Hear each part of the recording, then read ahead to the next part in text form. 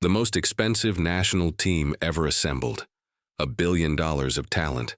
90 minutes away from a final they believed was destiny. And then a boy. A boy who wasn't old enough to drive a car, from a neighborhood most of them had never heard of, did something in a single touch that ended their golden era forever. They had everything money could buy. He had the one thing it can't.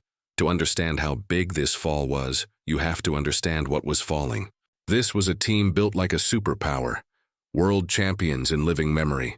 A squad valued at over $1 billion, the most expensive collection of footballers on the planet. Every position filled by a star. And at the very front, the crown jewel. The fastest, most feared attacker in the world. He was the face of a generation, a national icon. The player every defense on earth was terrified of. When he ran, entire stadiums held their breath. This wasn't a team with a great player. This was a team built as a throne, and he was the king sitting on it. And in the summer of 2024, that throne was 90 minutes from another final. A European Championship semi-final. Munich. A nation dreaming of glory it felt entitled to. On paper, it wasn't a contest. It was a coronation waiting to happen. The billion-dollar machine against a team of talented kids who, everyone assumed, would eventually run out of magic. And for the first 20 minutes, the script held. The Giants scored first. The coronation was on schedule, but there was a boy on the other side, 16 years old. So young, the tournament had to check the rules to let him play. He didn't come from academies of privilege. He came from Rocafonda, a working-class corner of a town near Barcelona, the kind of place scouts forget exists. To the billion-dollar team, he was an afterthought. A talented kid, sure, but not a threat. Not tonight. That was their first mistake. The ball comes to him, wide of the box. There's no obvious danger. Defenders don't even close him down with urgency. Why would they? He's a teenager, 25 yards out, at an impossible angle. Every logical outcome says nothing happens here. And in that half-second of everyone underestimating him, he decides to do the one thing nobody prepared for. He curls it.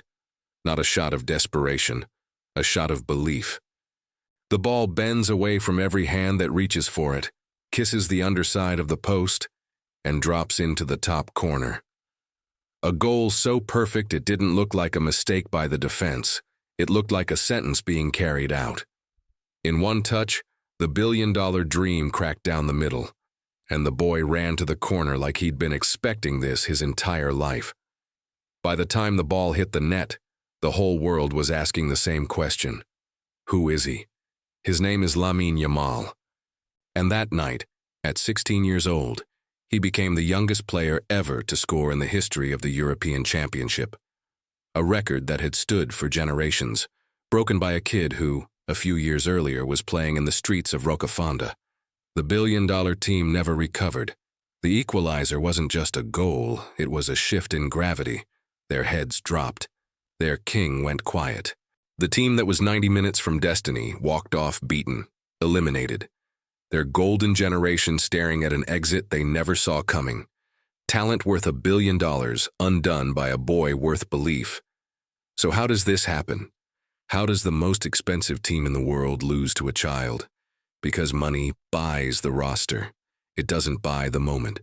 The Giants played not to lose, cautious, heavy, aware of everything they had to protect. The boy played like he had nothing to lose because he didn't. Fear wasn't standing with the teenager that night. It was standing with the millionaires. And here's the part that should terrify every big team on earth. It wasn't luck. The people inside his club had been warning about him for years. They'd seen this exact fearlessness in training, in youth games nobody watched. The world called it a shock. The people who knew him called it inevitable. The only ones surprised were the ones who decided he was too young to matter. That single goal wasn't just an elimination, it was a handover. On one side of the pitch, a king who'd ruled a decade of football. On the other, a 16-year-old announcing that the next decade already had a name. Football didn't just lose a semi-final that night, it changed hands. And that's the lesson the billion-dollar team learned the hardest way possible. You can buy the best players in the world, You can build a throne of talent and gold, but you cannot buy fearlessness. You cannot purchase the moment when a boy who isn't supposed to be there decides he is. Giants don't fall to bigger giants. They fall to the ones brave enough not to be afraid of them. 90 minutes from glory. $1 billion of certainty, ended by a boy from Rocafonda with one curl of his boot. Remember the night, and remember the lesson. Money builds the team. Courage decides the game.